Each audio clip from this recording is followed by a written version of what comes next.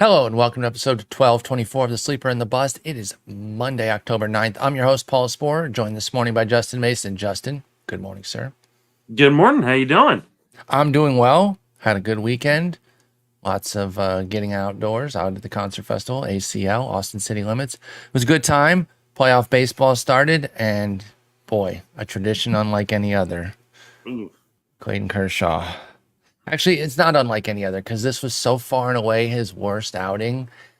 It actually feeds the playoff Kershaw narrative because if we're being honest, and even as a Giants fan, I think you can admit this. Prior to this, it was a pretty flimsy notion that like he just outright sucked in October.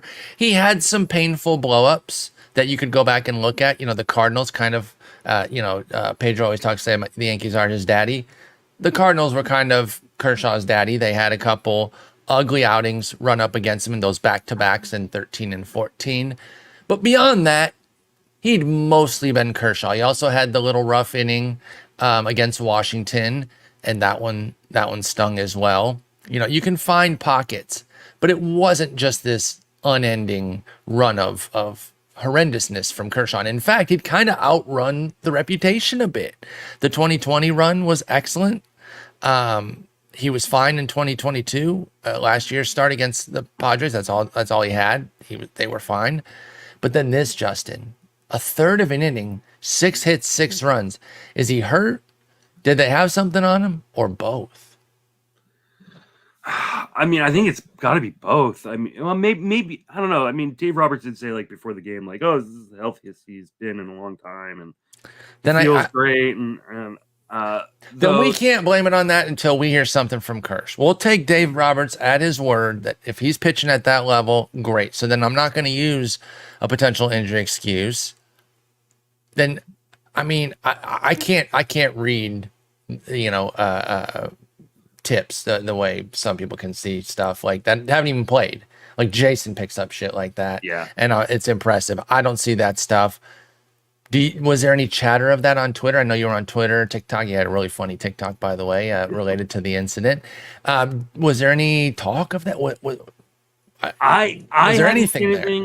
I mean, I haven't seen anything. I'm sure there were people trying to, break down side by side comparisons of his motion, and maybe he was tipping something. But you have to think like he gave up 5 runs on 5 hits before he ever even recorded an out. So and then only got the one out.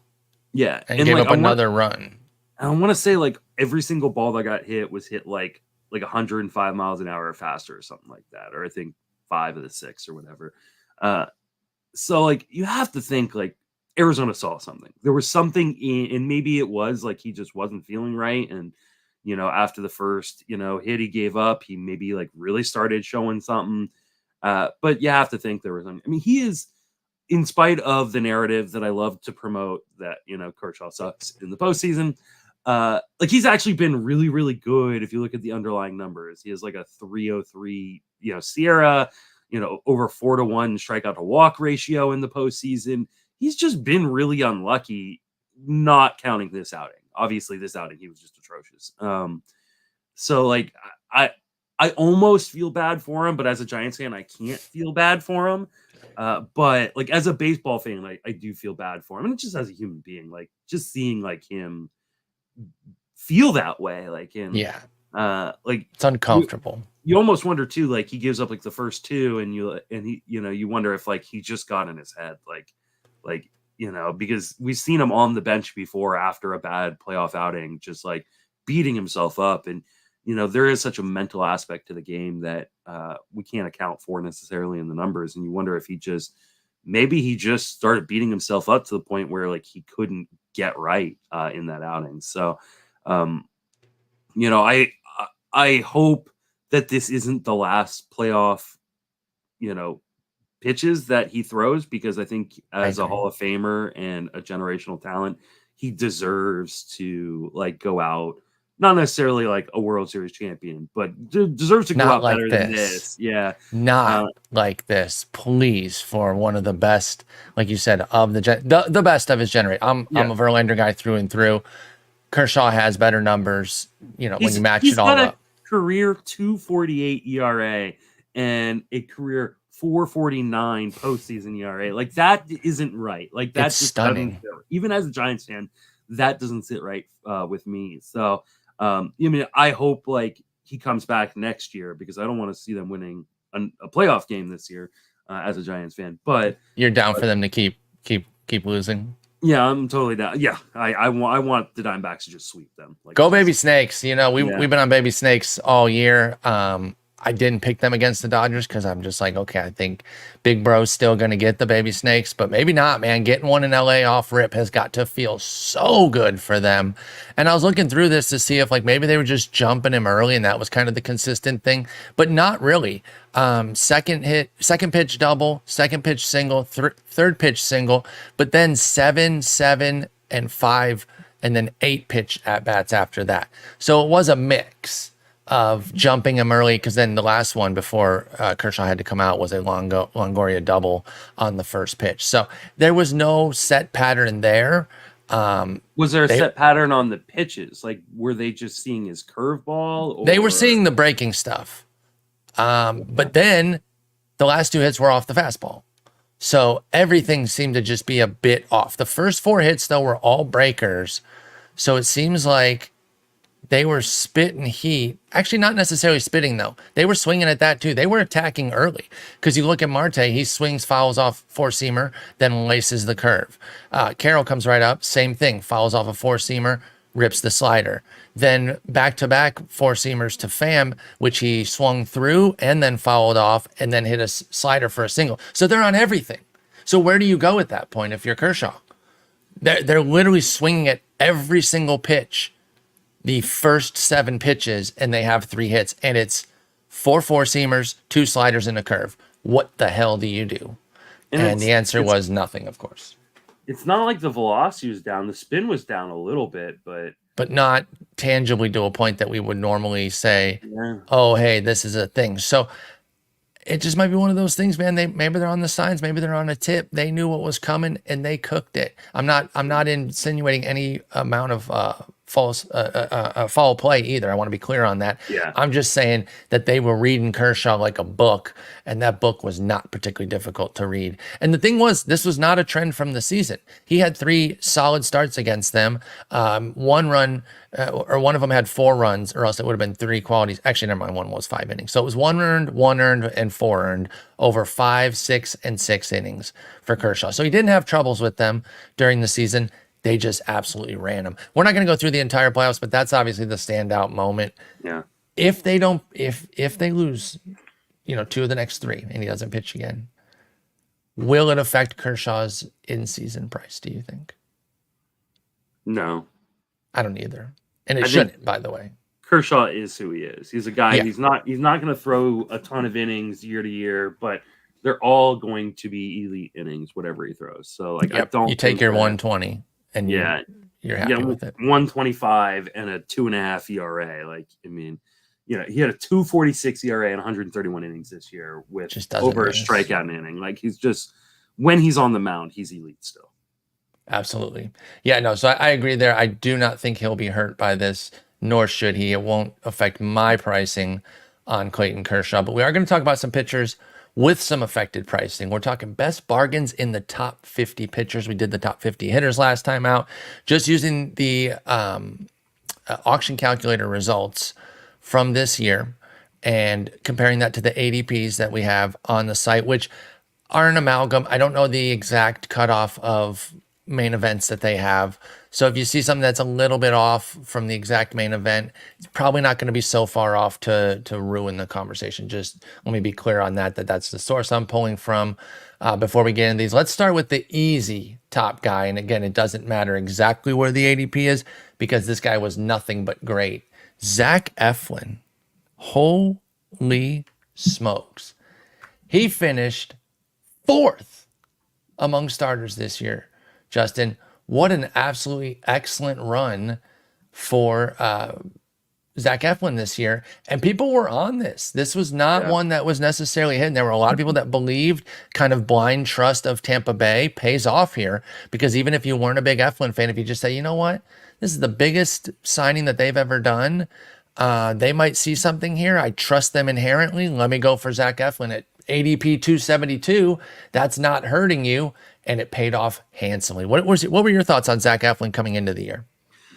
I liked him, especially at his early price, because I mean, before the main event, he was going like way outside the top 300, and I got him in a couple spots, and then I just never ended up with him in any of my like later drafts. Right, like once March came around, the price went up a little bit, and I just never ended up with him, and I'm bummed by that because I've always been an Eflin guy in Philadelphia, and I should have kind of kept with that, but you know, I will kind of love him heading into 2024. So I've already got him in my only draft that I did back in July, August, something like that, for my 3-sport league. And I got him late. Like he wasn't like one of my first pitchers that I took. So I was going to say, Zach Eflin's not going to hold this value to the degree of being anywhere near the 4th starter off the board.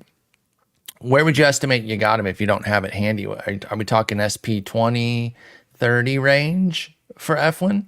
I think he went later than that. Like, I mean, so people are going to bring him down. If they're not going to pay a premium on this, I'm really intrigued by that because, again, I don't necessarily think he's going to finish 4th again. I don't think that there is any reason to project Eflin that high, but there's a lot of wiggle room between that and 30 SP 35 if that's where you're talking that you got him. I mean, we're talking about a 27% K rate, 4% walk rate in 178 innings, which was a career high.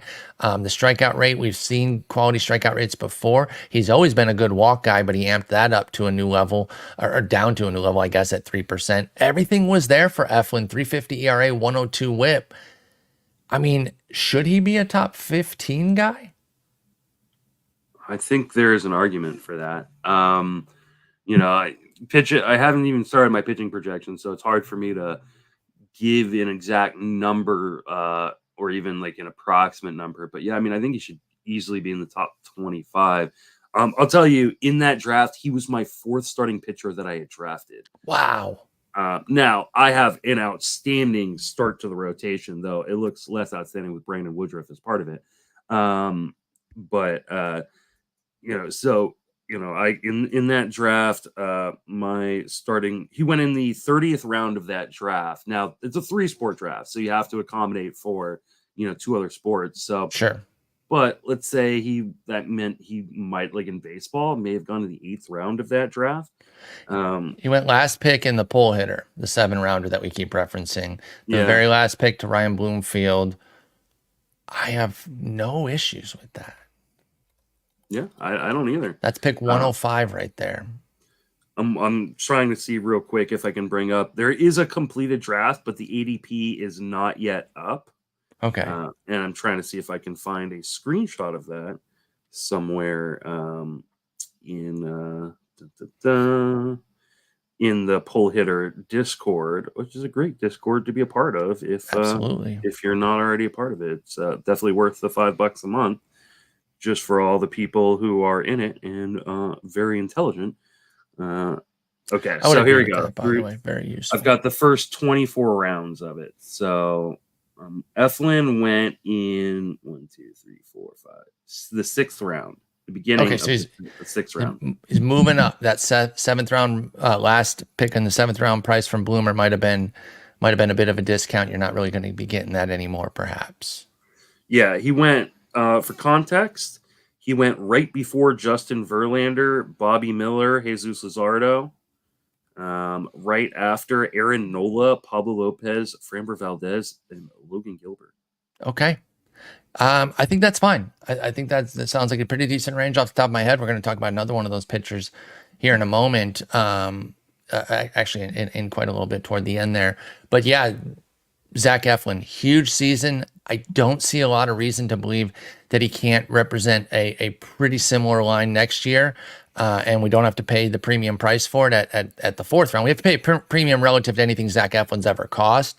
But if I'm paying around that 6th, 7th round, 20-25 pitchers off the board, I'm comfortable with that. Probably going to feel similarly about this guy who actually went right around Zach Eflin in the pull hitter pod. In the early part of the 7th round, Justin Steele went pick 3 to Jenny Butler.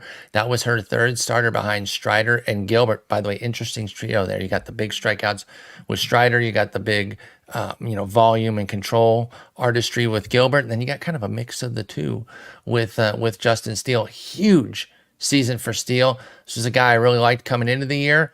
Feel good about everything that panned out here. 293 ADP, 14th SP off the board. The breakout came. Does it sustain now after 173 innings of a 306 ERA, 117 whip, Justin? I mean, I feel like it will. I mean, maybe it doesn't sustain to the level it did, but we're talking about a guy who had a 5% walk rate and a almost 25% strikeout rate throughout the season. And it's not like he was, I mean, I guess he was worse in the second half. But he also had more strikeouts in the second half. I mean, his strikeout rate was 27% in the second half. And I think he just probably got a little bit unlucky in that second half. So his BABIP in the second half was 353. And so that accounts for why his quite a bit. His second half was much worse. But even like the much worse, like I'm not like it was a 366 ERA. Like, I can live with that. I could live with that. That's totally fine out of Justin Steele. Also piled up a bunch of wins with 16 to get up here too. And so keep that in mind.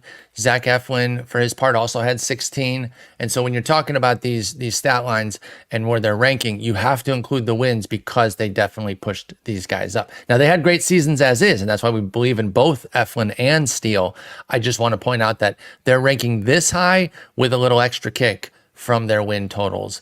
But they're both still, Tampa Bay, we don't expect to really fall off. The Cubs didn't quite make it to the playoffs, but they were a quality caliber team.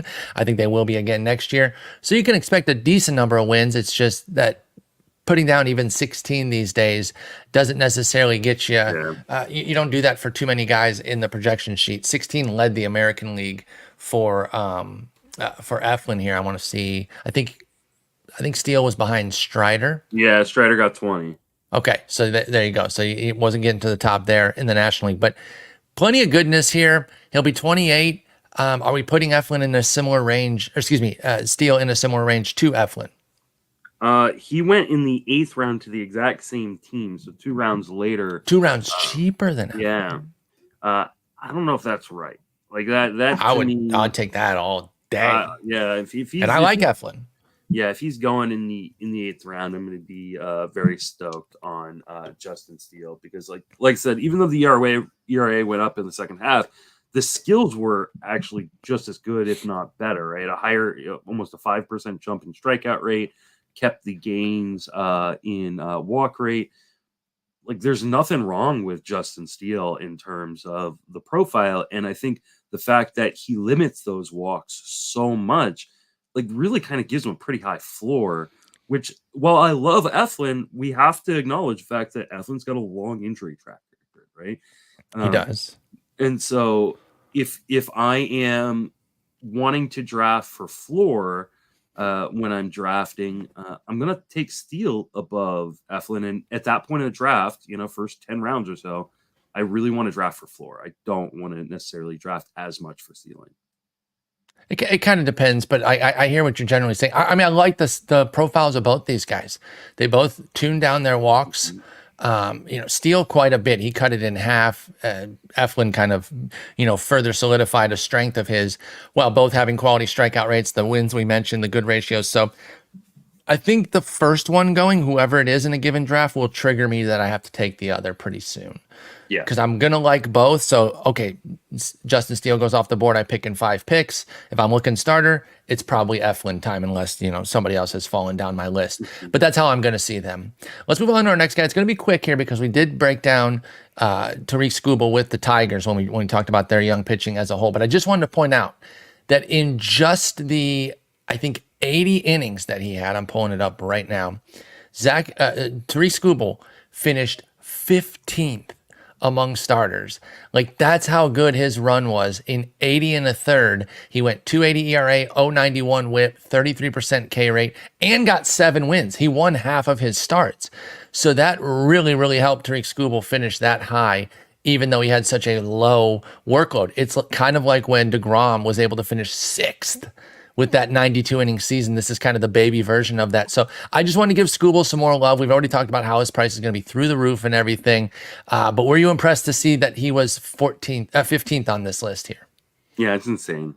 Like I'll take a fat L on Skubal because like I wasn't touching him coming into the year or even when he was coming up from the IL. I liked him in Fab. I didn't draft him. Yeah. So I just want to be clear. Once the injury hit, I wasn't drafting because I'm not holding that long. But I did try to get him in Fab. Got him in one league. Couldn't get him in the main. Yeah, he legit won people leagues. He was fantastic. Yeah, I mean, he's going to be really expensive. He's already going in the 4th round of drafts. And that he's 2nd, 3rd rounder in the spring. Yeah. Because I mean, people are going to, prorate what he did over the 80 and a third innings into, 150 innings. And all of a sudden you're talking about a guy who's going to be going in the 2nd round pretty quickly. So yep. I don't think I'll pay that price, but it was fun watching it, I guess. I will. But you'll pay a 2nd round price on him? Maybe.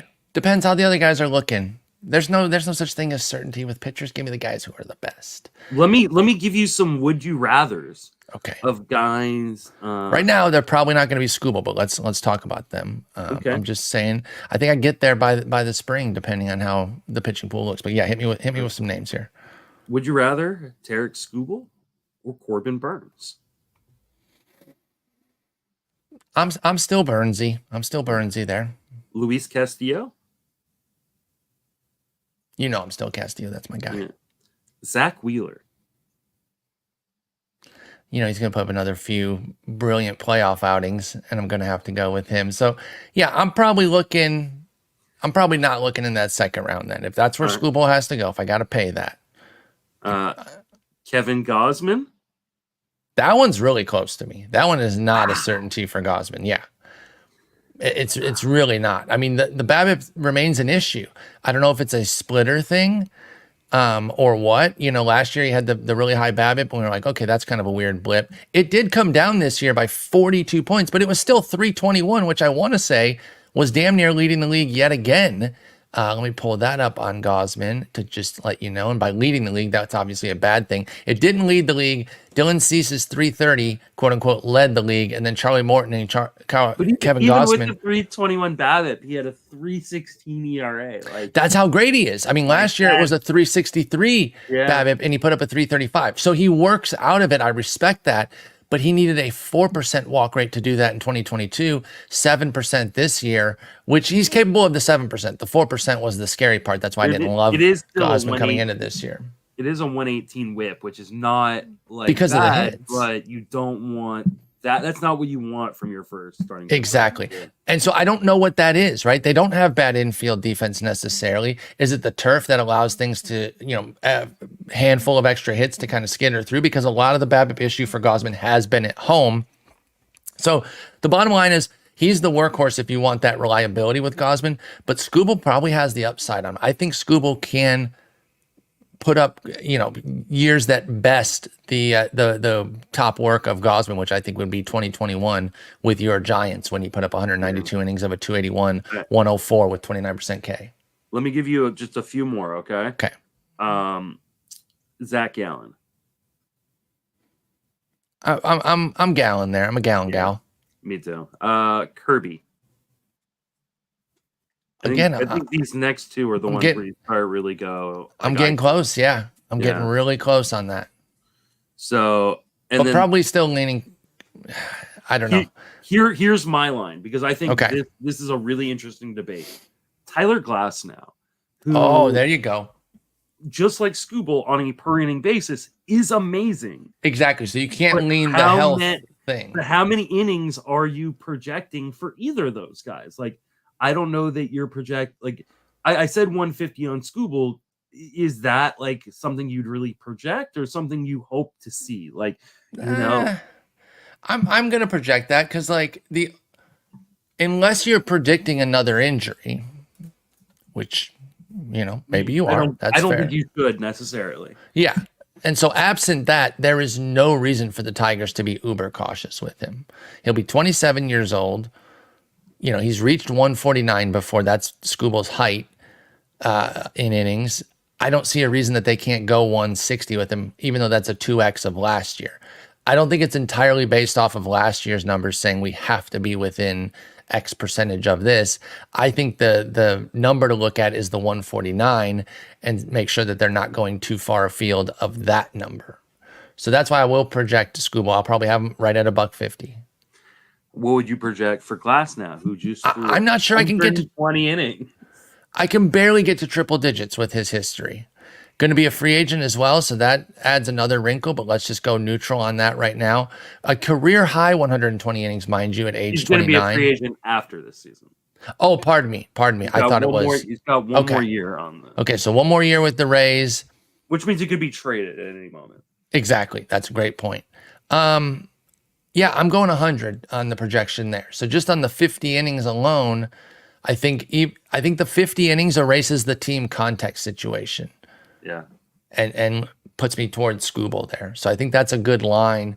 And then I think you were bringing up the reason that this is your line is you're no longer using the injury thing against Skubal because they both have that now. Exactly. And now we're just talking two absolute studs. Yeah, and I don't even call it an injury thing with Skubal because you get the honeymoon, coming back.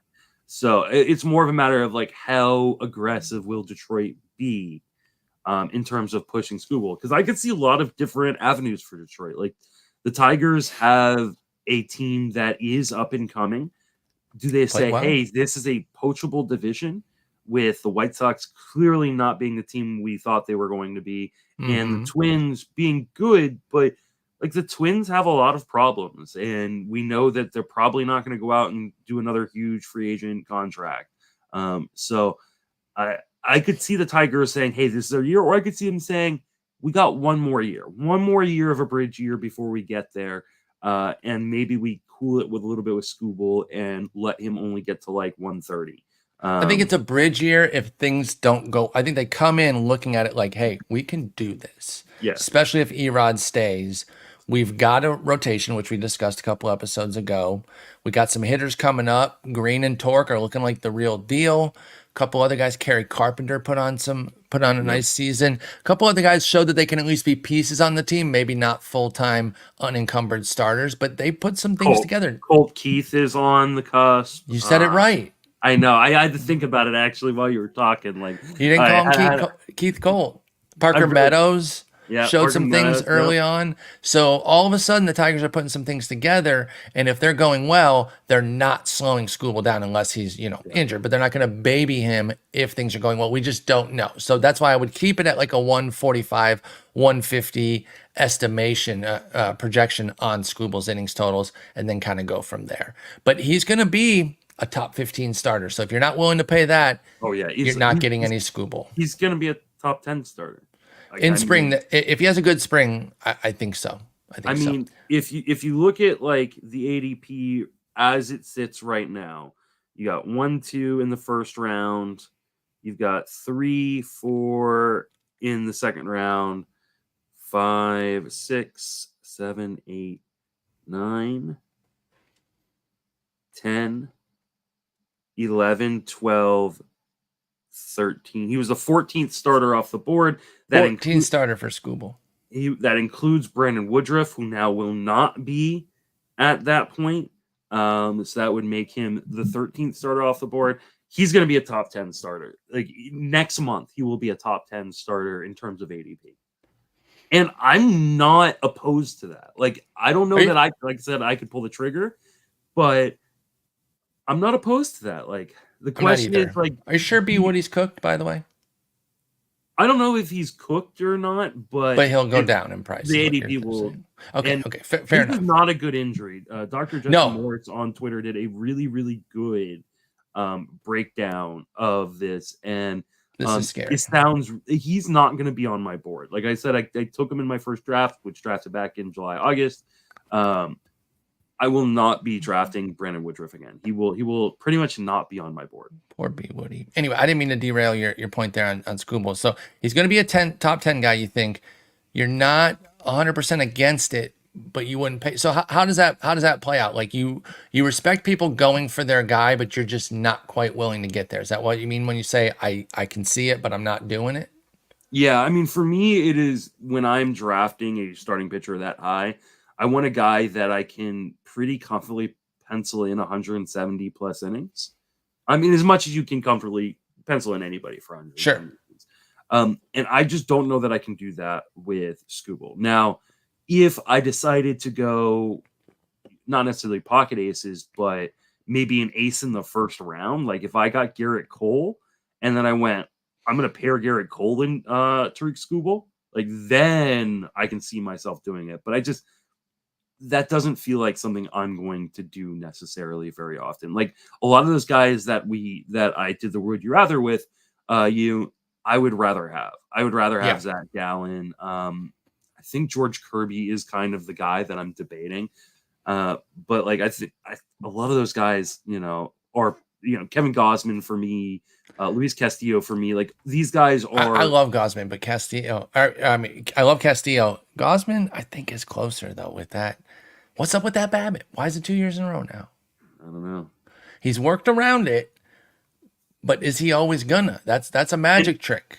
And maybe when I actually like run my numbers and I go, okay, like, because if if and when I run my numbers and I see like Tarik Skubal's projection on his whip, because he had a 0.90 whip this year, I may go, I think I'd rather have him. I mean, you're talking about, a 0.2 difference in whip over 150 innings. That is a big difference from your ace, right? Like, no I doubt. don't care about my third or fourth starting pitcher having a 118 whip. I do care about my first starting pitcher having a 118 whip. Absolutely. So I don't. I'm probably going to do more research on it with regards to Gausman because it's 2 years in a row now, and I want to see what's up. Last year, I did kind of wave it off a little bit, like, okay, that's pretty outlandish. He worked around it, okay. But this year, I mean, he worked around it again, and it was 40 points lower, but I'm still a little perturbed because he was still top 3 in the league in terms of highest BABIP. So we'll keep an eye on that with Gausman. But Skubal, he's zooming up if you want him. Maybe get in drafts earlier because the price only goes up from here, barring bad news. So I think you got to jump in. And I mean, here's the other thing I'll say too is if you look, and if I am looking at the right page, the Tigers were much better defensively in the infield than the Blue Jays. I don't see that changing. So, yeah, that's true.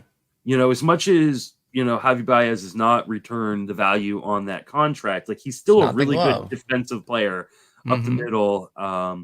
I don't know what Colt Keith's defensive metrics look like. Daniel Murphy type guy, where they're getting his bat in the lineup with his defense. So maybe he DHs more than he plays multiple positions because they're trying to finagle the bat in, not because he's a quality fielder, a la like a Ben Zobrist. That is not what you're getting out of Colt Keith.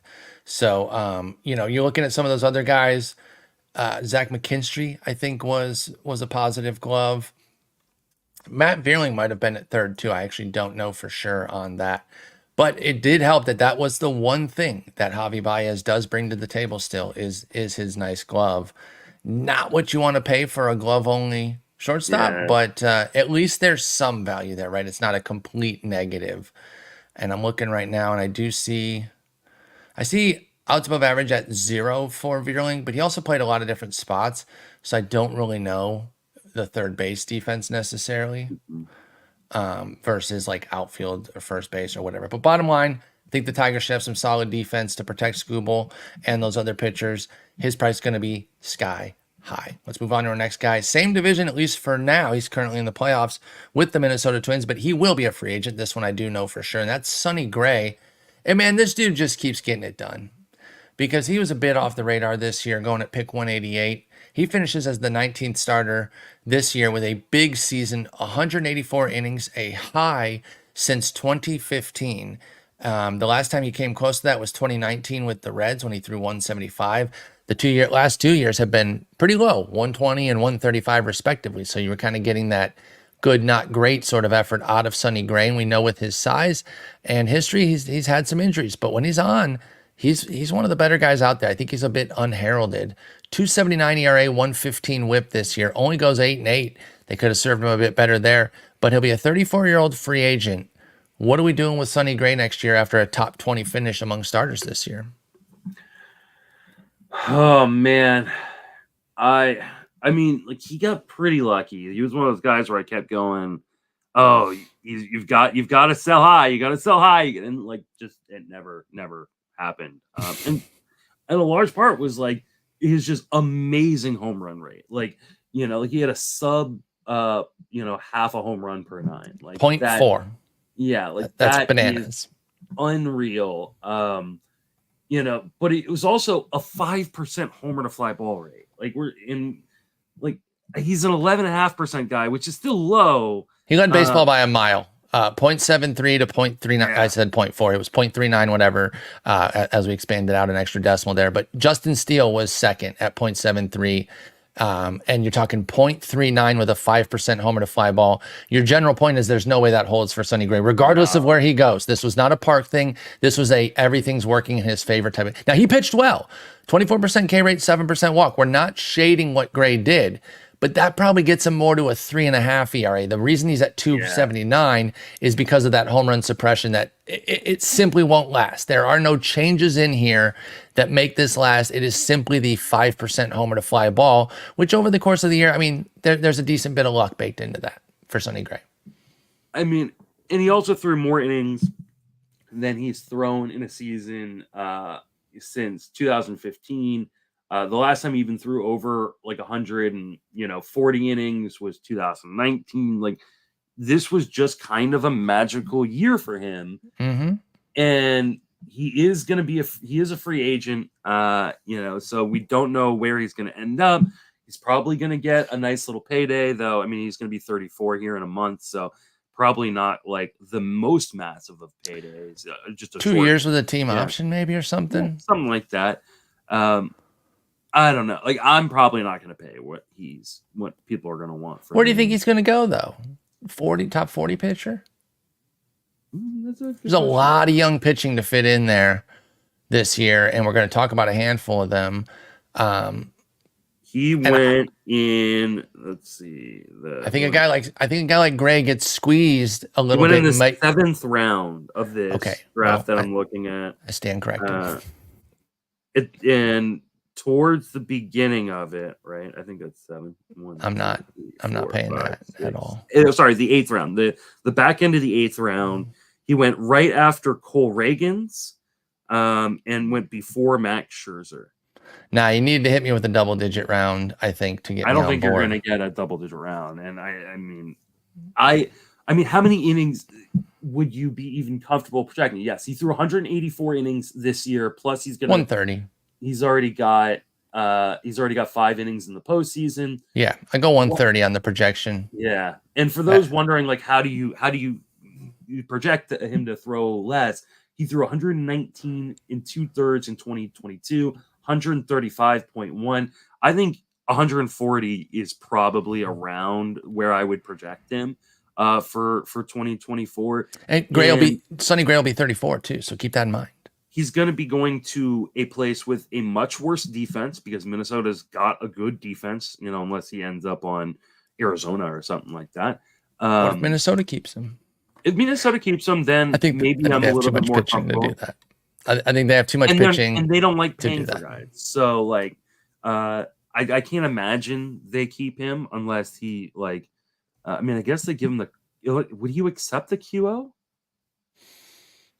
He might. He made 12.5 this year, so it'd be a nice raise. Yeah, unless he wants to try to. But Maltese $20 million, and then and run it back and see what happens. I mean, if he gets that, he would certainly be. I don't think you do that at 33 years old, though, right? Like, or almost 34 years old.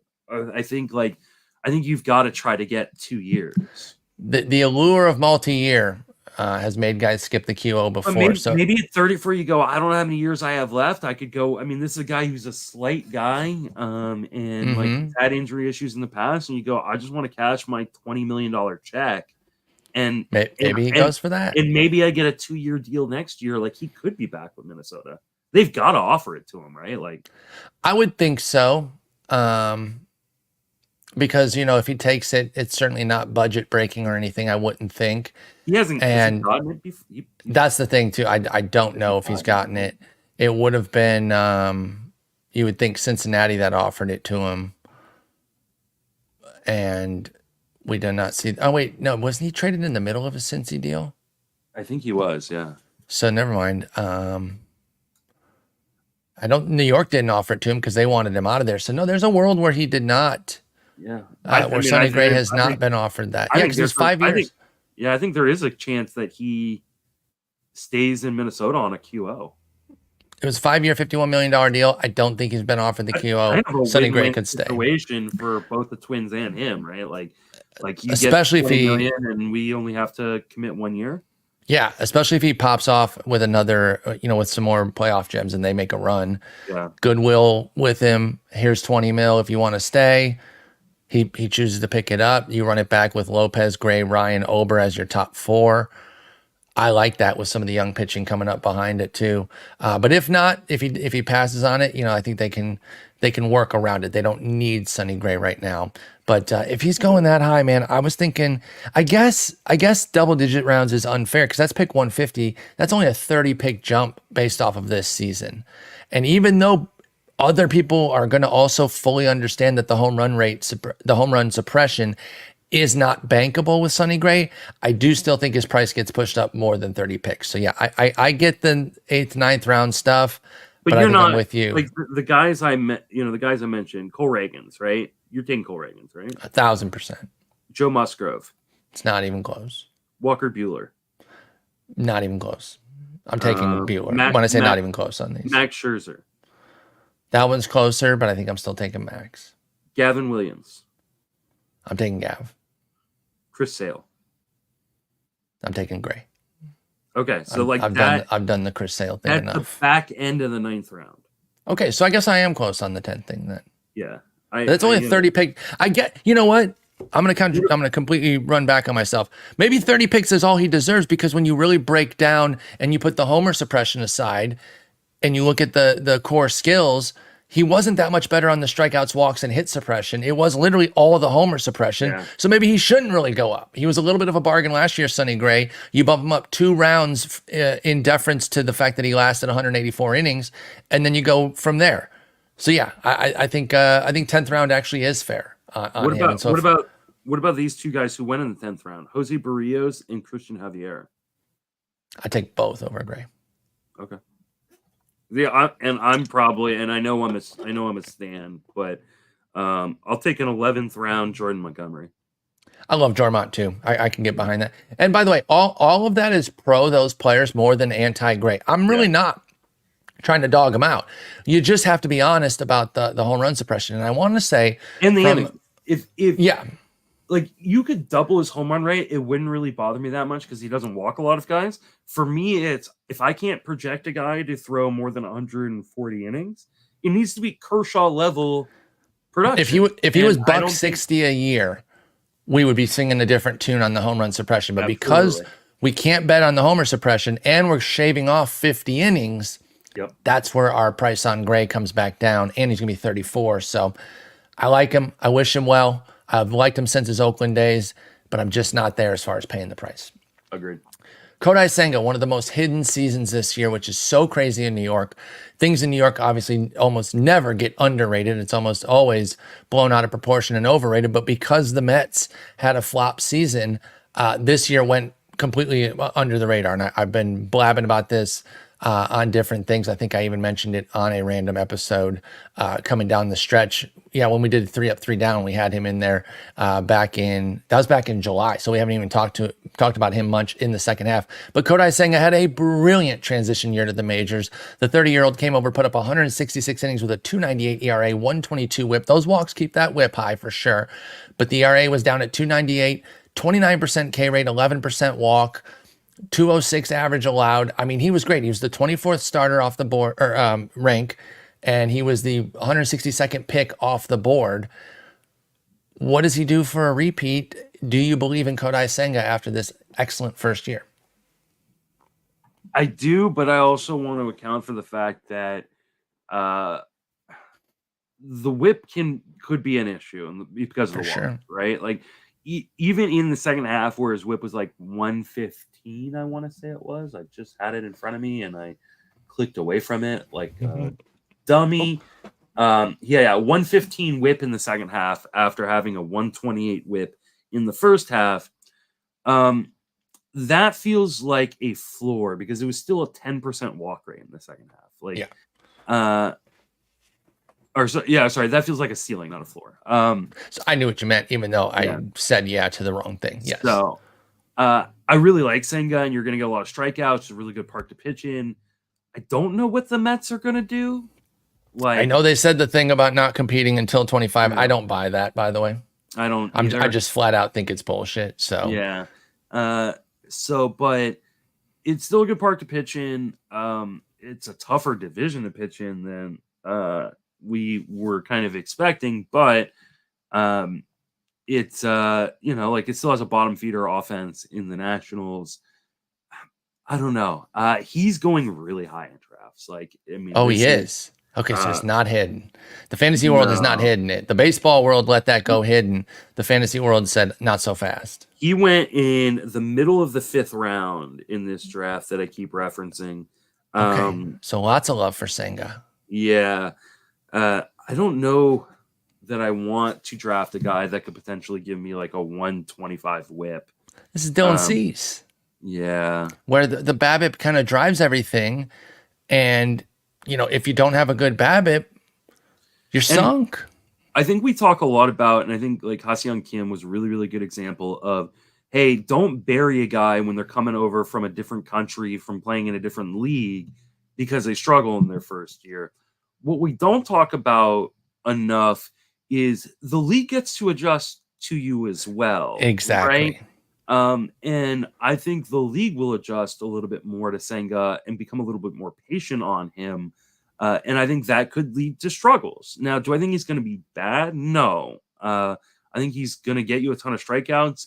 I think that park is going to help shield some home runs and some of that ERA, but I think the whip isn't going to be particularly great. And I don't want a 3-category starter as my number 2 or even number 1 SP if I decide to wait on starting pitching. So I'm probably not going to have Senga if he continues to be a 5th round price. That price is steep. I thought maybe we talk about this every year. The pitching prices go up as the season goes on. Are you really wanting to take him in the 4th round? Already starting there on Senga? Dang, dude. He didn't go in the meatball. So this is over the course of a few weeks. He's moved from not going in the top 7 to now a top 5 round type of guy. And maybe he is more of a 6th, 7th round or 8th round guy, and then we can have a different conversation because this is one draft, right? The meatball draft is one draft. We have to keep that in mind. One draft. So this isn't an ADP, and they haven't even posted a full ADP list on the NFBC site for even to give us context. That's why I'm having to kind of count rounds down on this screenshot. But maybe he's more of a 7th, 8th round guy, and I think that I could probably get behind. Like you start with a guy with a really good whip, and you go, okay, I'm getting everything else from him. Like a Max Fried and a Senga start off my rotation. Like I don't have a problem with that, but in a vacuum, looking at him going in the 5th round to me is jarring. And I don't know that I would be willing to pay that price. Yeah, I think that's where I come out on Senga again. I was judging too much off the meatball, which when you only have one piece of context, it's hard not to. But yeah, go ahead. I will say in this draft, the guy who took him in the 5th round already had Garrett Cole in the first round. So he's like, just give me that volume and those Ks, and I got Kershaw or Cole to blanket the flaws. And then he took Jordan Montgomery later.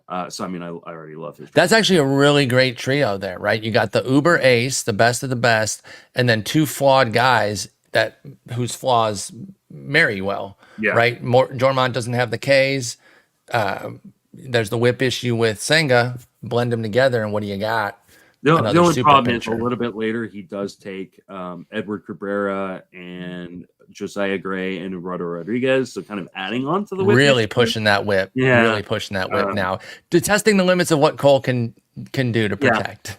So so I think this right now comes out as a guy that I do like, I respect, I'm gonna keep tabs on, but right now I'm not quite paying the price on Senga, I don't think. I'm gonna let the market.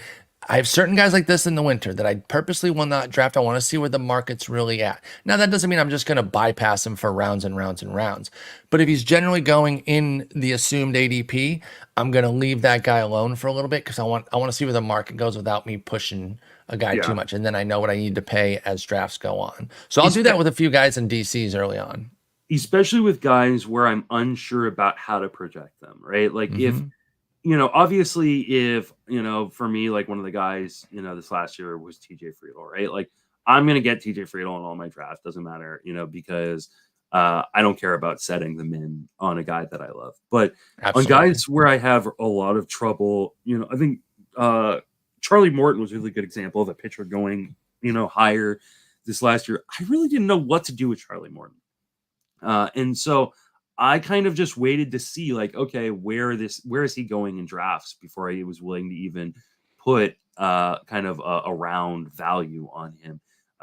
And that made sense because I don't think Charlie Morton knew what he was doing this year. So not for a lot of it. It was a weird kind of up and down type season for him where not everything worked. He kind of got through it. He had the protection of a great team. But yeah, he'll be an interesting draft spot next year too. If he's back, Charlie Morton. If he even comes back, he might walk off into the sunset. We'll see what happens with the Braves. They got their hands full with those Phillies, man. That Phillies crew looks ready to go again here in October. Pitching wins in the postseason. Absolutely, especially when you got two aces up front, and then that bullpen has really become an asset. They have so many nasty guys that they can just keep hurling at you. And we're going to talk about one of their guys who I love. I couldn't shut up about in the second half. So if you listened during the second half, you already know who that is. We'll get to him in a moment. But let's go old again and talk Michael Wacha. Brilliant season for Wacha, man. I've been gassing this guy on the show for years. I didn't come close to gassing him this year. My love for him had dissipated. I was kind of moving on from Wacha. I'm like, okay, he was actually decent with Boston last year. Credit where it's due. 3.32 ERA, 1.12 WHIP. In fact, pretty much in line with this year. But I wasn't thinking about him. He's only 31. I abandoned my guy too quickly because pick 331, I could have taken some Wacha. I will say, when it comes to some of those later picks, I'm onto the younger arms trying to shoot the moon on that upside, forgetting an adage that I myself will sometimes pound in the ground that old guys can have upside too, right? Staying healthy and getting back to their, previously established skills, or in this case, just keeping those, because again, Wacha wasn't that different than he was last year, with a imperceptible difference in strikeout to walk ratio at 14.2% to 14.6. So a negligible difference there. 3.22 ERA, 1.16 WHIP compared to 3.32, 1.12 last year. But it was good for the 26th starter off the board in 134 innings. What are you doing with a 32-year-old Wacha next year, who will also be with the Padres? Sorry, I was checking his contract status. He's a free agent. It's player option. 24 to 26 is player option. Sorry. Okay. All right. That's interesting. Let's start with that real quick. Do you think I'm going to get you the numbers? It's 16 mil. Oh, wait a minute. This is weird. $6.5 million player option, 16 million team option. How's that work? So it's like a mutual option. But then how much is it? Is it 20? It's not 22.5 million. There's no way. No. It's if he can exercise it or they can exercise it. So it's like, it's an unmutual option, I guess. So he can opt out of the player side, but they can exercise the $16 million team side. Check this out. Yeah. Player option only exists if 24-25 club options are executed. This is a very confusing deal. They have to make a decision on 24 and 25 at the same time. And then it triggers a 26 team option or player option that's also for $6 million. I don't know what the hell's going on. Keep Wacha in San Diego for right now. What do you do with him next year? Coming off a second straight quality season. I mean, I think you got to run it back. And he probably will be undervalued. But, I mean, speaking of Charlie Morton, this feels like a Charlie Morton type, like late career. He's only 31, though. He's 32. Only 31. Oh, he'll be 32 next year. You're right. No, he's 32 now. He's going to be 33 next year. I'm talking age season, Justin, always. Not their present day age. This will be his age 32 season next year. I talk about his actual age. I know. You look at the top of the page. I'm always talking age season. So it's the age 31 season. It'll be age 32 next year. Where's the cutoff then for that? Is it opening day? July 1st, I believe. That's his birthday. Well, there you go. So he's right on the cutoff. Yeah, like literally July 1st. I think if it was June 30th, I think this would have been his age 30 season or some shit. Insanity. Anyways, I'm totally here for another Michael Wacha season. I don't think he's going to be very expensive. That's the key. I don't think it'll be expensive at all. Yeah, I mean, we're talking about a guy who only threw 134 innings, but they were really, really quality innings. There will be a lot of people that point to his 266 BABIP this year and his 260 BABIP last year. Well, guess what? His career BABIP is 295. So maybe he goes up a little bit, but he's still like a mid-threes ERA pitcher. He's getting just under a strikeout an inning. I love what Michael Wacha does. He's gone from being a guy who I think early in his career was more of a thrower into a pitcher later in his career, which is fantastic because I think a lot of people still remember him burning a lot of people, including you, on just like really, really high ranks when he was with St. Louis. I loved him, dude. I know. You had him as your like number 3 or 4 pitcher one year.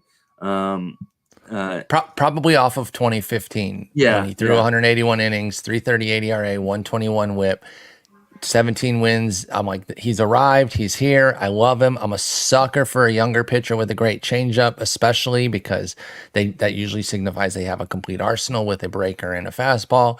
And his next year was his worst year. 509 ERA, 148. Like the volatility of starters just perfectly encapsulated right there with Michael Wacha. 2.5 excellent years from 13 to 15.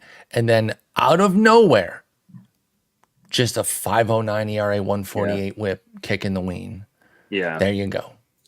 And I mean, it was really a lot of bad luck. But I mean, he's just been a really, really good pitcher the last few years. San Diego's a great place to pitch. It's going to give him a lot of opportunities to win because I know they've talked about cutting payroll, but I don't know how they do that. Oh, by the way, I should mention he went 14-4 in just 24 games, and that's part of why he's 26th right now. And I mentioned it with Eflin and Steele. Like you got to point that out because that's a big part of this dollar calculation in the auction calculator, especially in 134 innings. Like you do not expect a repeat of that. But I also don't think he's going to be going very, very high in drafts at all. No, so. Is he a top 50 starter pick? Do you think? I think he's probably not. I'm not sure that he is. And I'm not sure that people are necessarily wrong on that. I think Wacha might just be one of those guys who's going to be a quality price because push come to shove, you just keep pushing him down for, younger, higher upside arms. And then it's like, okay, well, I'll take age 32 Wacha as pitcher 52. He went in the 18th round of this draft. I mean, come on. So, that's pick 270. That's 18 full rounds there. Yeah. I mean, if you're saying 40% are pitchers. Yeah. He went around it's like 163. I'll take that all day. That's just, there's no tax on this season for Wacha. So if you believe in it at all, you shave the wins way down because you should just always do that with guys, even Strider. I'm not projecting him for 20 next year. Just spoiler alert. Even if you give him 8 wins in 135 innings Mhm. with a mid 3.5. ERA. Yeah, like I think that's fine. Like I don't Absolutely. think that's going to be a problem. And you're gonna have to do some management. He's not Yeah. Kershaw in that he's gonna be amazing every time he pitches, but you're gonna miss some time. There's gonna be a Wacha IL stint or two, almost certainly, but you work around those. In the last 2 years, he's worked brilliantly around those in Boston and San Diego. So if he stays with San Diego, even if he goes somewhere that's neutral or maybe even a little hitter friendly, I'm not really off of him because the price is just not gonna hurt. He was fine in Boston. Like, yeah, exactly. Let's go back out to Minnesota, talk young here. And Bailey Ober, guy I love this year, really paid off. Feel pretty good about everything with him because he finished as a 28th starter after being a 354 ADP. That said, it was a little bit of a weird breakdown with his season where he threw 144 innings, but he had a dead stop, similar to the guy we're going to talk about next. Let's just kind of loop him in because these two are pretty similar. Tyler Wells was pick 442, and he was the 29th starter this year. And these two are very similar in that they've got great whips, they're extremely tall, and they love giving up homers. And I wonder if the height is related to the home run allowance, perhaps. Can they not get the ball down enough? Like they're 6'8" and 6'9", Wells and Ober respectively.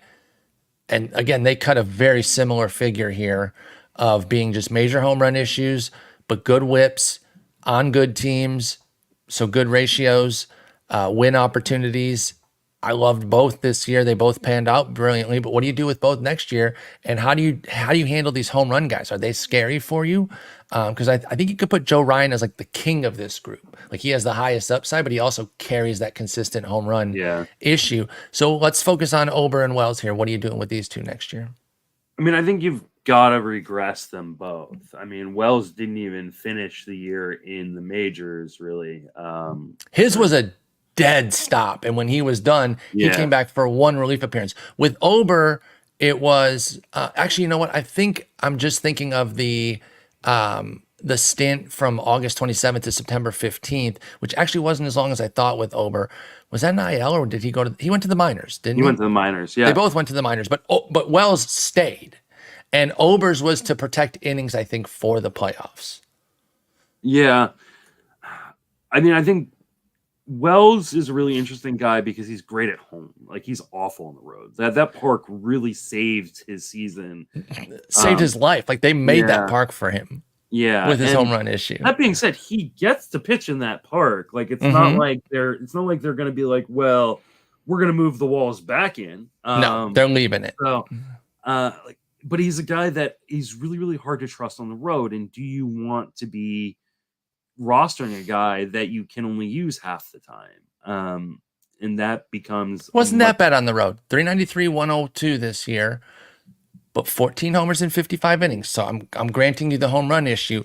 You're going to say that ERA is going to go up. I'm not going to disagree with you there. But if I'm getting, let's say 4.30 ERA, I'll give you 40 points on it, and a 1.11 whip. So I'll move the whip up 9 points.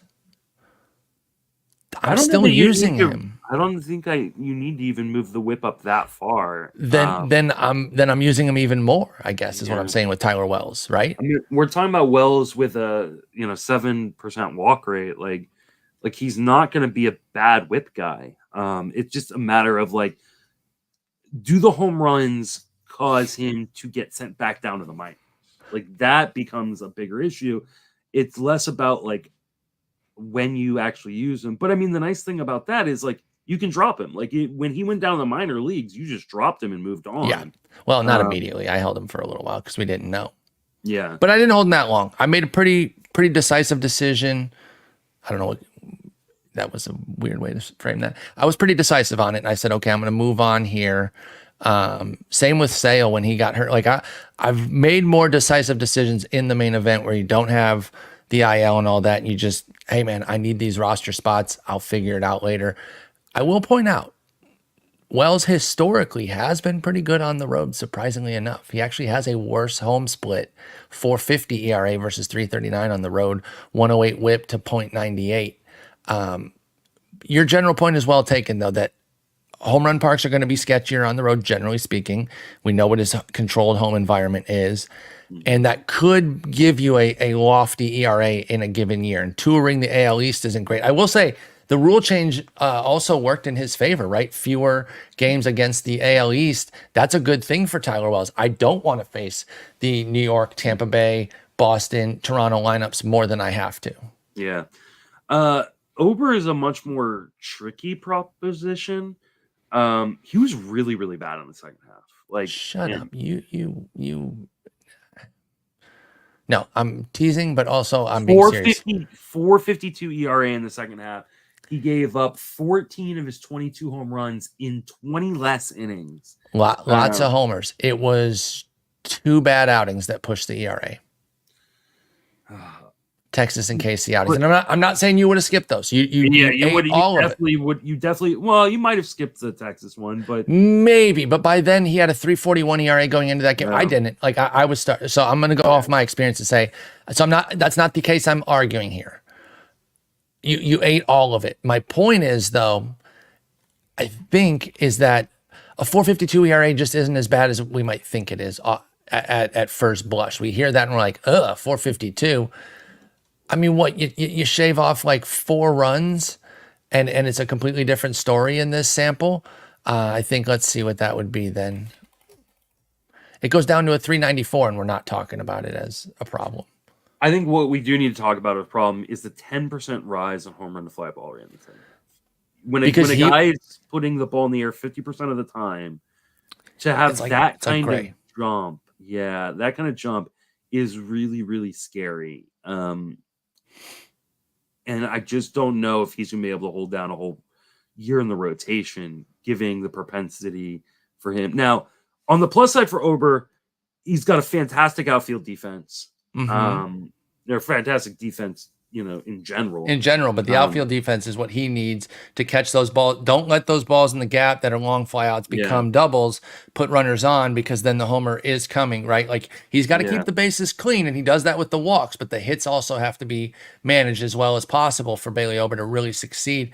And I agree with you that there is some concern that they just maybe don't want a homer guy in the rotation like that, as scary as he is, especially because Joe Ryan carries the same home run problems. It may not be so much they don't want to carry the home run guy. They don't want to carry 5 of them. Like, I mean, that becomes, not that Pablo Lopez. Pablo Lopez is just an absolute stud.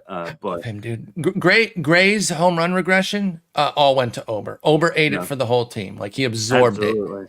And Gray's will catch up to him. And it's not because it's like, again, an anti-Gray take, it's the numbers. They will regress. 5% will regress.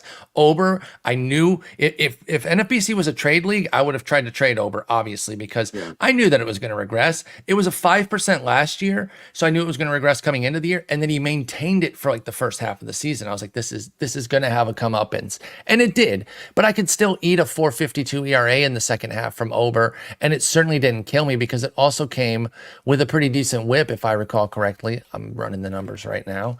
120 whip. That's not so bad. It's not so bad, but it's not what you're looking for. In a 15-teamer, he wasn't killing me down the stretch. Is my point with Ober. That was fine, yeah. So, who you drafting? Do we think they go similarly? Can you check that draft real quick? Did they go close? Because I think this is another one where Wells went way after. This is another one for me where when one goes, it kind of triggers the other one on my radar that I'll be looking out for them. And if Wells does go way later, there is concern that Wells doesn't have a roster spot or a rotation spot, because I was surprised that they left him down that long. I couldn't believe that they kind of just went away. They did not have a deep enough rotation to do that. Wells went as the first pick of the 24th round, and all I can see is 24 rounds. Okay. Ober had to have gone by then. 13th round. 346. Okay, so they're light years apart. 10 rounds apart. Give me Wells all day. All day. I mean, because I do see them very similarly, and I love Ober, but at 24th round, like he could be dropped right after the draft if he's not in the rotation. Simply cannot hurt you. And I know we have the discussion about calling things free and whatnot. Generally, when you overuse it, which you definitely do, this is the type of guy you mean, though, is that like I can't get hurt by this pick. Yeah. I can take him in the 24th, and if 2 weeks in he's, the sixth starter and they're only starting him when they really need somebody, I'm out. Here's the context you want to think about, right? Like my main event and auction teams, which were good teams, right? Like I should have a good portion of my players at the end of the season that I drafted because my team was so good. I think I had 14 players left from my main event and 16 players left for my original auction. There you go. Like, out of 30. Drafted in both. Out of 30. So like after the 16th round, even if you're drafting really well, a lot of those picks are getting dropped. So you're absolutely churning. And no, I think that's a great call. And that's something that people need to be comfortable with. And so when you're talking about Ober and Wells and how close they look to be, you can't take Ober. If you agree with us on Wells and we get word that he's going to have a rotation spot and everything, let's of course keep tabs on that. I just don't know how you take Ober over Wells, all things considered, at 10-round difference. 2-round difference, it's coin flip. You make your choice. And I probably take Ober. But 10 rounds, ain't no way. Ain't no freaking way. All right, let's move on to this next guy here, who I believe we have at least briefly discussed. Let me look up his page just quickly here. It's Michael King. And we did talk about him in the final 2 steps of the season there. So we talked about him in that context, but those starts have now happened. And what a great finish. And this is another thing in New York that kind of weirdly has gone under the radar because they were just kind of playing out the string. And I don't think everyone was necessarily fully ingrained with what was going on over there, where Michael King, a longtime reliever, was blossoming as a starter. And this year, he really closed the season brilliantly, even with the KC bad outing. He gave up 8 hits, 4 runs in 4 innings at KC to close out the season. Even with that, 8 starts, 38 1/3, 48 Ks, 9 walks, 188 188 ERA, and a 110 whip for Michael King. Justin, I think this is legit, and I think the 29-year-old Michael King is going to get an opportunity to fully start next year. I'm projecting him for 150 innings at least. I don't see any reason that they're going to baby him. He's 29 years old. If they believe in this, why would they tiptoe around it? What do you think? Have we ever seen Michael King and Jeffrey Springs in the same spot? Could this be Jeffrey Springs using his other arm? Yeah. And playing for the enemy? It's quite possible. It has a feeling of a Jeffrey Springs type breakout. I kept trying to make it Zach Littell there in Tampa Bay, sticking with the same team, but here in New York, it was happening under our noses. And the K's were there. This was a beautiful, beautiful run for King. He's going to get helium, but do we think it gets cost prohibitive? Again, I'll defer to you on the draft there because there's no way he went in the meatball. I doubt he was even starting by the time they started this draft. So he had to have gone in those 24 rounds. Can you look that one up real quick and see where Michael King went? 10th round. Oh, fuck me. Okay, he will have a huge price. Okay. He went a round ahead of teammate Carlos Rodon. Okay, fair enough then. So this is not hidden. Again, nothing gets by the fantasy folks. The MLB folks might not be giving it enough run there on MLB Network or whatever, but nothing gets by the fantasy folks, as I expect. Again, if you're drafting this early, you're crazy. So you're definitely in the mix. You're not missing Michael King. And I wasn't pretending that he was going to go 20th round or anything, but I was thinking closer to 13th, 14th. So you saying 10 there, I'm like, okay. I will say this though, as jarring as it was, I will pay that. I believe in this. I don't see any reason to not. I think the only thing I worry about is what we saw with Jeffrey Springs, which is a huge jump in innings. And he pops. And so I don't know. I want to be in on it because I think the skills are unimpeachable. You're talking about a guy that, like, yes, the last start at Kansas City, last day of the season, shit happens. Gave up 3 home runs. You know how many home runs he gave up prior to that? Probably 3 total.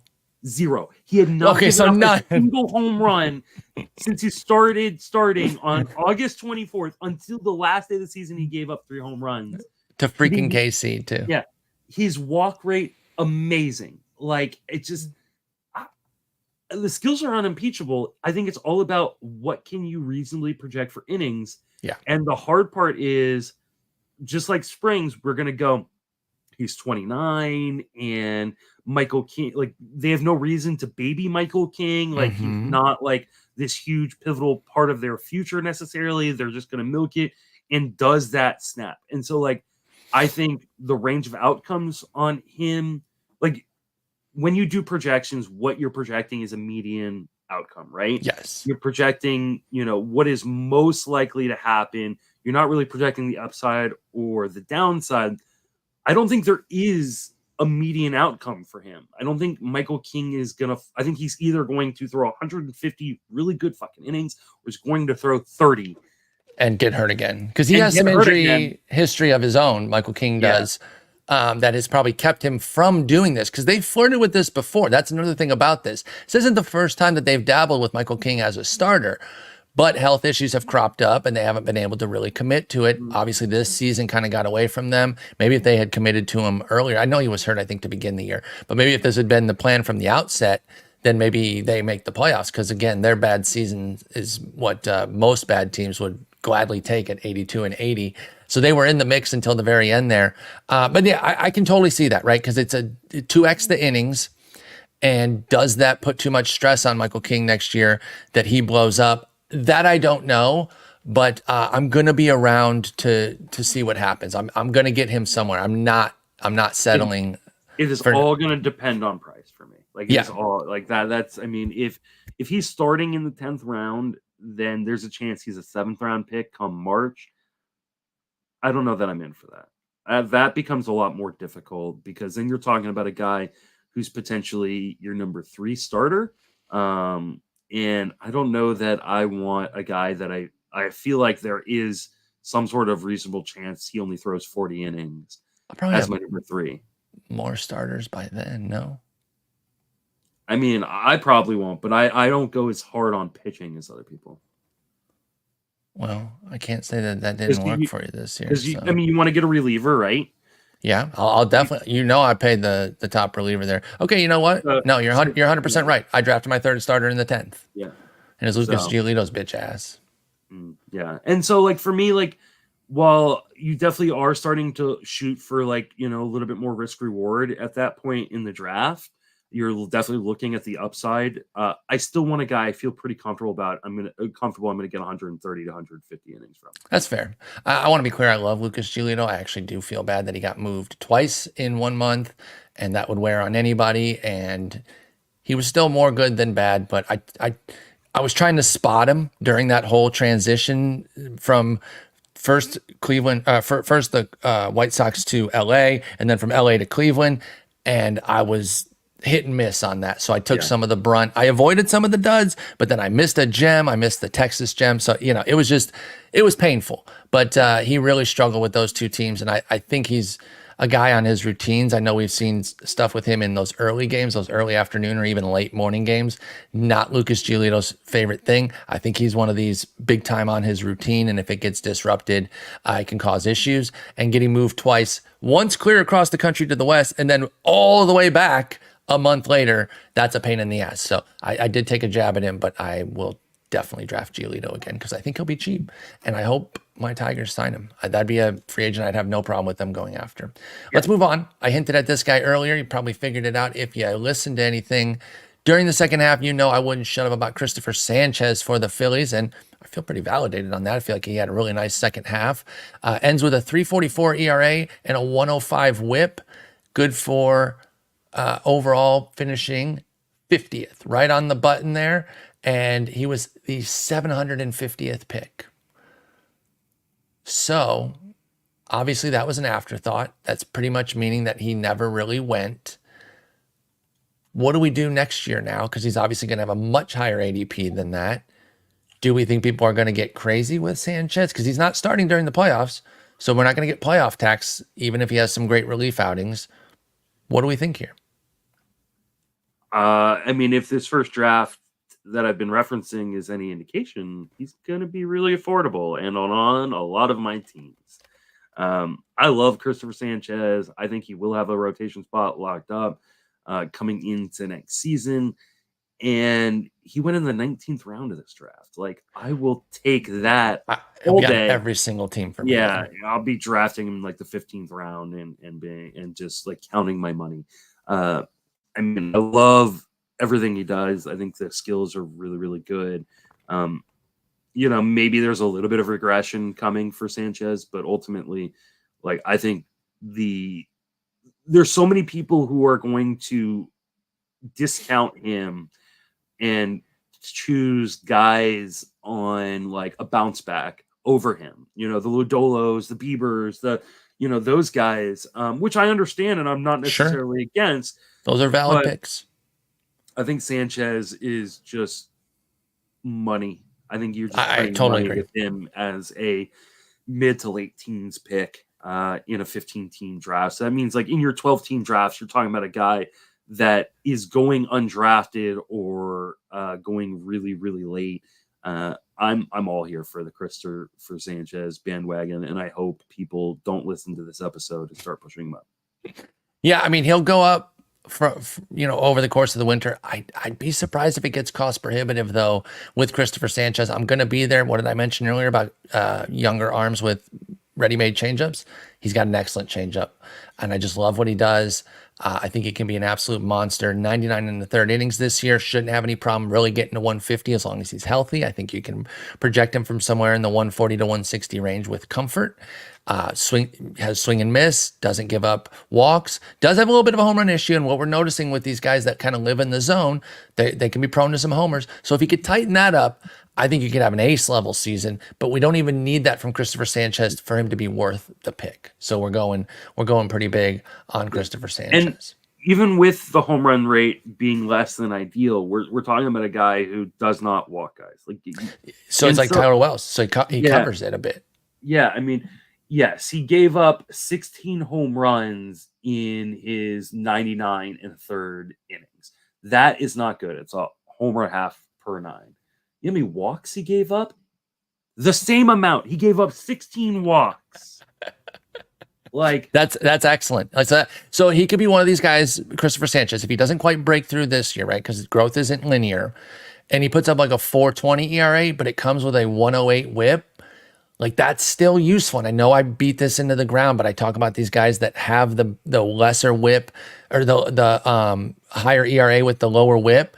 That player profile is underrated. The inverse is heavily overrated, in my opinion. And yes, like his home run to fly ball rate was outrageous. 22%. 22%, but that's because he had a 26% fly ball rate. He doesn't put the ball in the air that much. Exactly. And so he just has a few misses. Yeah, and if that home run to fly ball rate comes down at all, which I think it should come down to like 17, 18, 19%, like which is still pretty high, by the way. Yeah, but I mean, but give him a high one. Yeah, I'm still giving him a high one, and I'm going, hey, this is a guy that now like could be, like you said, elite. Like he could, you give him 145 innings of, a 3.30, 3.40 ERA, and like there's ace upside inning. Like, I like there is ace upside, and so I will take Cristopher Sánchez. It might not come next year, but I'm taking the shot because there's a lot of skill to bet on here with Cristopher Sánchez. He's 26.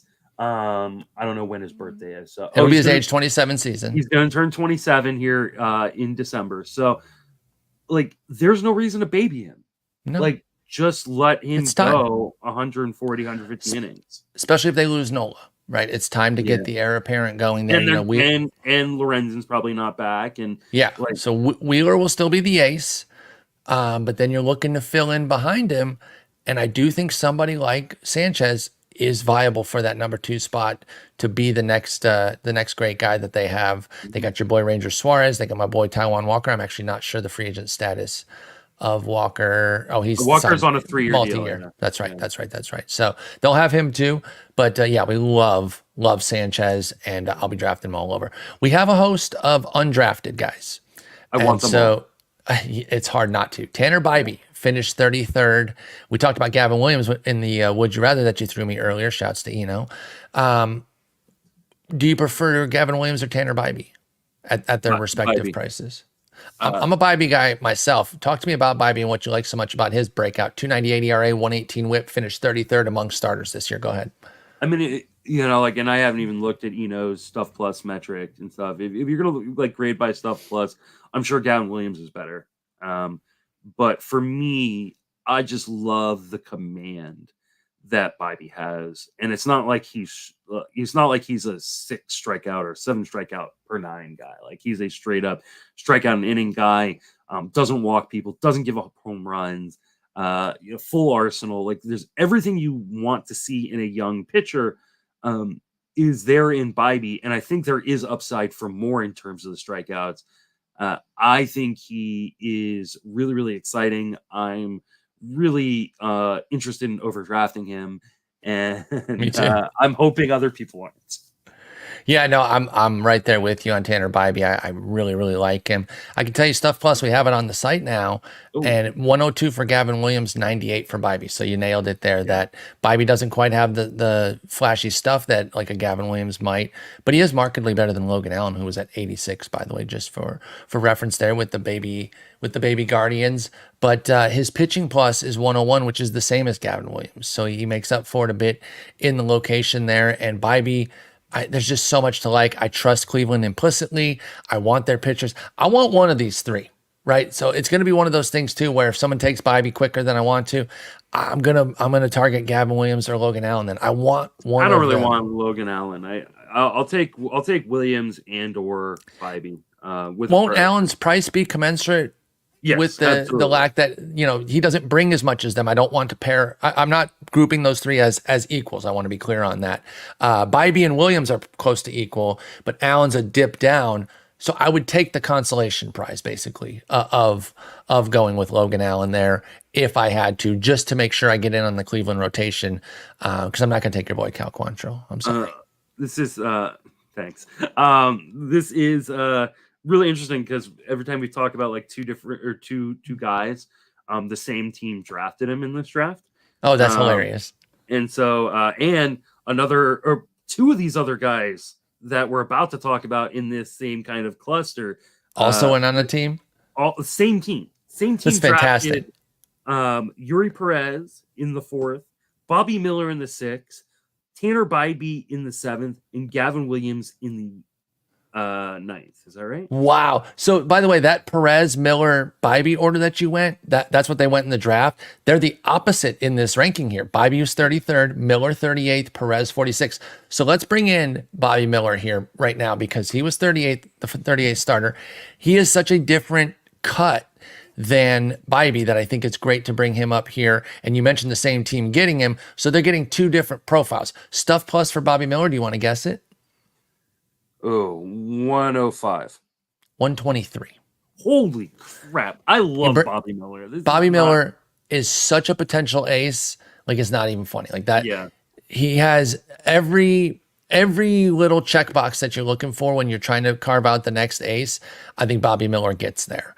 By the way, I don't know who drafted this team, but I kind of love it. Even though there's one pick I dislike early on. Who's the one you dislike? He takes Jazz Chisholm in the 5th, but even in the 5th, like that's not. And you're not as big on Jazz, but I can hear that. Listen to this team, and I don't know who it is, and I know people don't like it when you talk about other people's teams and stuff like that necessarily, but Freddie Freeman in the 1st. I don't give a shit. Yeah, I don't either. Freddie Freeman in the 1st, Corey Seager in the 2nd, Bo Bichette in the 3rd, Eury Pérez in the 4th, Jazz Chisholm in the 5th, Bobby Miller in the 6th, Tanner Bibee in the 7th, Kettle Marte in the 8th. Gavin Williams in the 9th, Max Muncy in the 10th, Nobel Marte in the 11th, Alzolay in the 12th. Like that's a hot 12 picks are fire. Like that's a hot start. That's betting on a lot of the young pitching.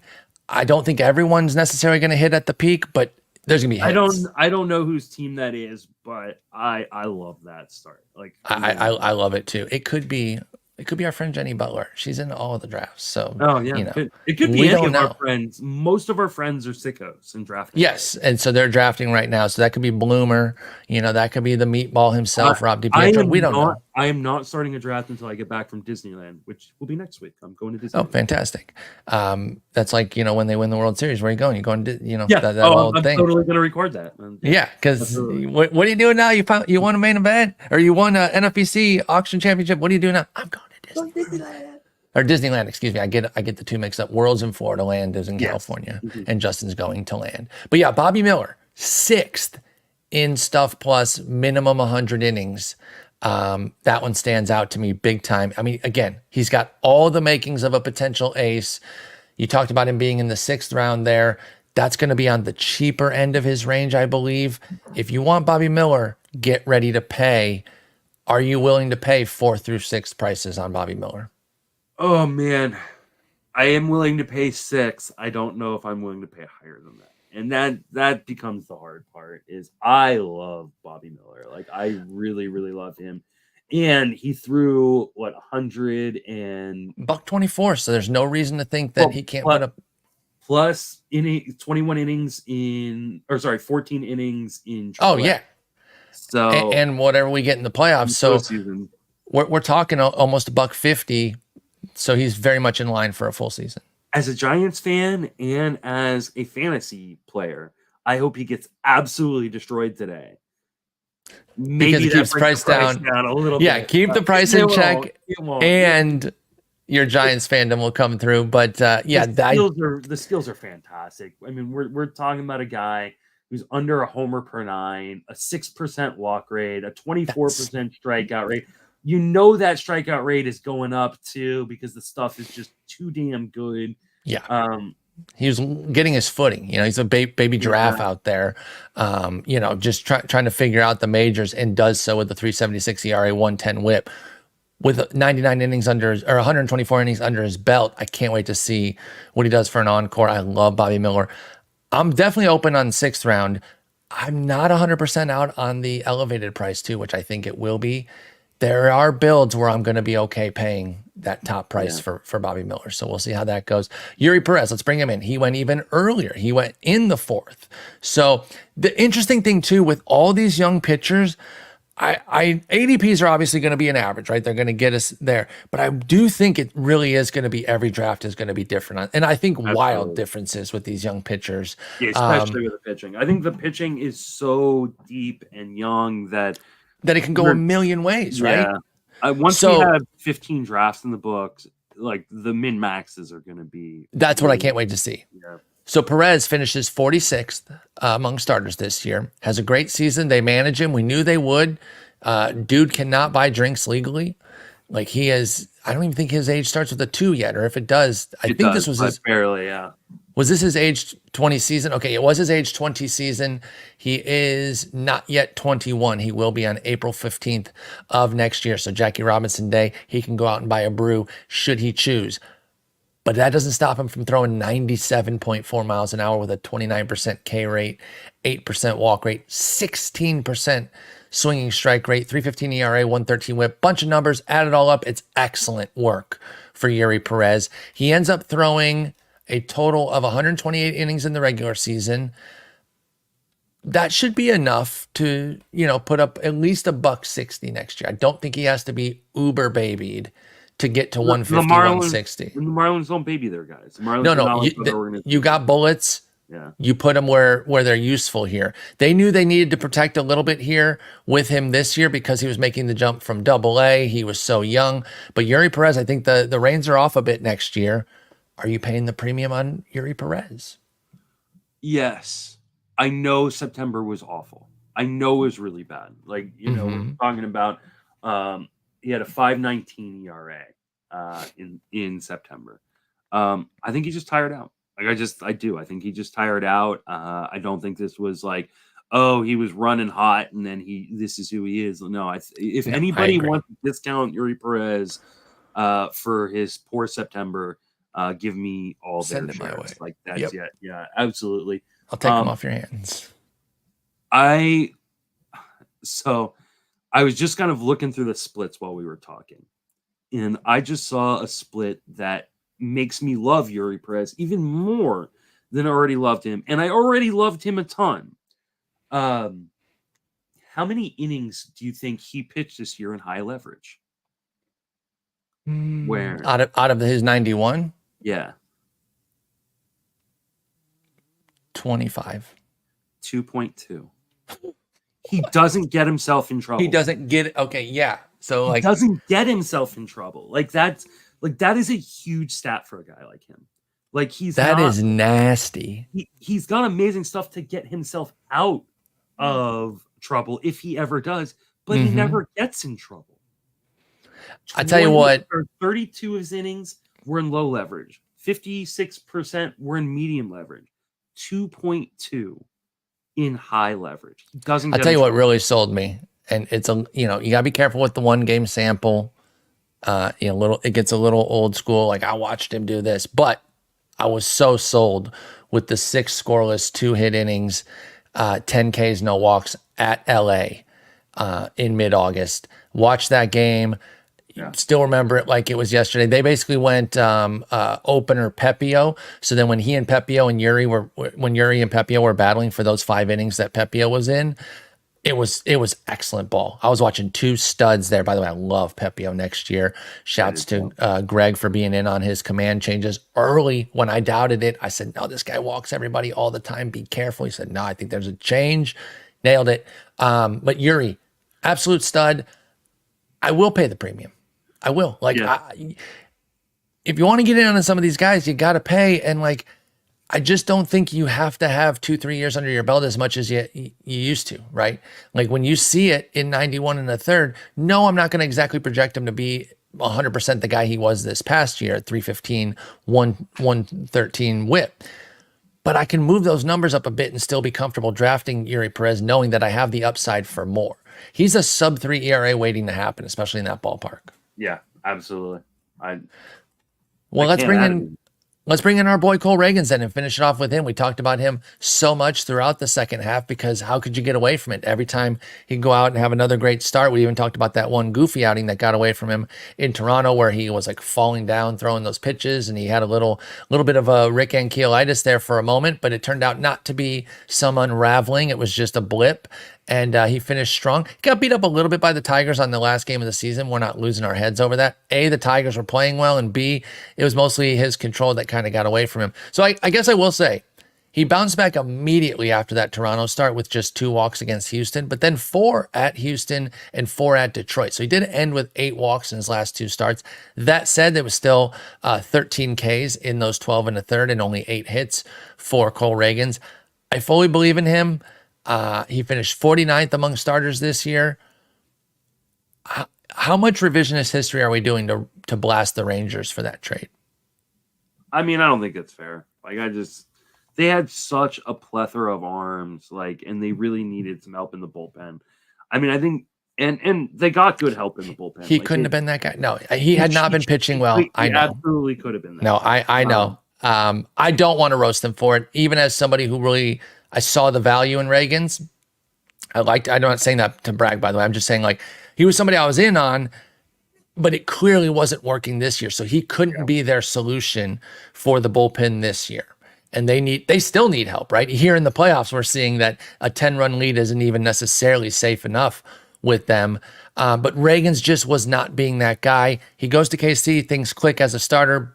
Boom, he looks excellent. Meanwhile, Chapman has been good, but not untouchably excellent for Texas. So what are you paying for Ragans next year? Is he a top 8 rounder? Where did he go in that draft? He didn't go as high as I necessarily thought he would have. Do you think his presence on KC will help mitigate the price a bit? It could. Let's see. He went in the 8th round. Okay. Right before Sonny Gray. And that's right after Joe Musgrove. So I'm paying that all day. I don't have a problem with that at all. Here's a stat. Or actually, maybe I'm kind of giving it away. Okay. If he was a qualified starter, he was not a qualified starter. Obviously, he did not throw enough innings. Had he kept the same skills as a qualified starter, where do you think he would rank in zone contact for pitchers? couldn't tell if you were framing this as something to be negative about. So I'm wondering if it's a little higher. I'm gonna say like 3-4 points above average, meaning worse. Oh no. Oh no. Oh, it's the other way. You. Oh no. This is gonna want you to drive up the price. Oh, okay. He would have been second in Major League Baseball, right behind Spencer Strider. So, oh my God. And right down to the mustache. And they're just righty-lefty versions of each other is what you're saying. And the Cole Ragans will 100% be Spencer Strider next year. Is that what you're saying on this podcast right now? I mean, I could be saying that. I'm not saying that, but it could be. He was in front. He would have been right in front of Blake Snell, Luis Castillo, Freddie Peralta. Damn. He's got elite ability to miss bats in the zone. You know where that works well too, by the way? Like bullpen. Texas could have put. I'm just kidding. I had to go back to it. No, that's sick, dude. I'm so excited. I don't want to get excited, but I do want to. I'm gonna. Okay, so what? Are you paying as high as like? If he's going 8th right now, we got to add 2 rounds for the spring, don't we? That's at least. The problem is you can't get all of these guys. Like the guy. No, exactly. You have to make guys. You have to pick your favorites because you just got all of them. But yeah, I mean. It's going to be hard to, right? So you can't just be like, you have to have contingencies so that okay, if I don't get this one, I move to this one. Piling all of them up, your offense is going to look pretty shitty by that point if you're not careful. So you're right. You can't get all of them. City, like where like you can't buy a win necessarily. Exactly. So by the way, this was something I learned the hard way this year. I was drafting skills over team. I was just like, I have good pitchers. And I talked about my wins plight all year. And it was because I had a few too many of those type of guys that were on. You didn't see Rob Silver's presentation on chasing wins at First Pitch Arizona? I mean, I did, but I just... You did listen, huh? I didn't. I'm bad. I'm a bad person, but I'll listen this year. But yeah, it was a pain in my ass. So what do we do with Ragans then? Do we just keep drafting around the 8th and hope he doesn't move up too much? I mean, I think it will move up. Okay. I think we'll be part of him. Yeah, I'm sure we will be. Yeah, I'm okay with that. Get your shares because I'm gonna be paying the price. If you can start with like, if you can go Max Fried and Cole Ragans, or like even a Garrett Cole and Cole Ragans, like I'm feeling amazing about the start of that draft. Like, oh yeah, if I go Cole, Garrett, and Ragans. Plus, the team names are just going to be fantastic. Yeah, absolutely. Absolutely. Love what Ragans did. I believe in the small sample. I will say this. I'm not going to get as crazy as I did with Luis Castillo after a small second half sample, though. I will be somewhat tempered. I know 8th round doesn't sound tempered, but with all this young pitching, it kind of is. But I'm very excited for Cole Ragans. I think a full season of what he can do will be incredible. I think they're also, we definitely want to, stress there is risk here. Like this isn't absolutely an impeachable profile. I mean, he had a 10.5% walk rate in the majors, but he also had a 15% walk rate in AAA with Texas and a 12% walk rate in AAA with Kansas City. Like this could end up being a whip killer. And so I do, if I am going to take Ragans, I am pairing him with a whip asset as my number 1 starting pitcher. So I think definitely, that makes sense. Like a Gausman Ragans start is not what you want. No, I agree with that. You don't want to get too caught up with the potentially bad whips because it'll snowball on you. It absolutely will. So I really am excited about Ragans, but he is one of the guys that I do have to make some concessions with and being like, okay, wait a minute. With those walk issues, and he another guy with a 5% homer to fly ball. Yeah. That's coming back. That's coming back. And so it'll be okay. I mean, like I'm not super worried about it in Texas or in Kansas City. In KC. I'm going to project him probably close to his Sierra, which was 357. And if I'm putting him down for like a 350, 360 ERA with a good whip and a boatload of Ks, that's still going to be a very impressive profile for me with Cole Ragans. So tons of great young pitchers here. Some fun old guys too that you might want to go back to the well with. Lots of bargains inside the top 50. It's why people wait on pitching. They're trying to hit on these guys. It's great when you do, but there's plenty of misses along the way too. So it's not always easy to land on these guys. I'm sure as the offseason goes, we'll try to identify some of next year's versions of these guys that we could be getting. And that'll be a fun process because the mid and late rounds of starters are really where your drafts can be won. if you can land on some of these guys. Now, some of them, like the guys we just went over, they weren't drafted. So you got to be savvy in Fab. This year, Fab paid off pretty well. Yeah. You talked about how getting Eury was a big deal for you. Now, I was somebody on the Taj Bradley train. That one didn't go as well. But in the aggregate, those bigger items, those bigger pitchers, they did kind of work. Yeah. Will there be a bunch like that next year? We don't know, but we'll talk more about them later. Justin, we'll talk next Monday. I'm not exactly sure what the topic will be. We won't talk. Oh, that's right. You're going to Disney. You're going to Disney. Get someone to talk. I need to get a guest or talk to myself like a freak. Yeah, you can do that. I'll do one of those. I'm going to be riding, the Pirates of the Caribbean, or actually, I think I'm at on Monday. I'm at California Adventure, so I don't know what's there. The Cars stuff. I have no clue, but it sounds like you're going to be having a great time. Shout out to Matthew Brandenbauer, I think his name is, a listener of ours who helped me plan out. Nice! So getting a little help on the planning. That's always. I'm not a travel wizard like Jason, so I can always. I'm not either. And Matthew jumped into my DM and said, "Hey, I know you're going to Disney. If you need some help, I'm going to give his Twitter handle as just a shout out to him at Brandabur, Brandabur. If you need help with your Disney trip, he was fantastic to help me, give me a lot of tips, get me good deals and stuff like that. So go help him out by booking through him. Give him a follow and maybe get some travel tips. And I do need to say, JCPenney finally got me my mattress. There you go. We'll stop slandering. Oh, well, we weren't slandering them. We were being truthful about the issues that they were making Justin deal with. So we were not just slandering them. We were just talking openly. But yeah, okay, JCPenney, you remedied it. We'll lighten up on you. But Justin, have a good one. Have a fantastic trip. It is so well earned after your brilliant season. Have a great time with the family. We will talk in 2 weeks then. Can't wait. Take it easy.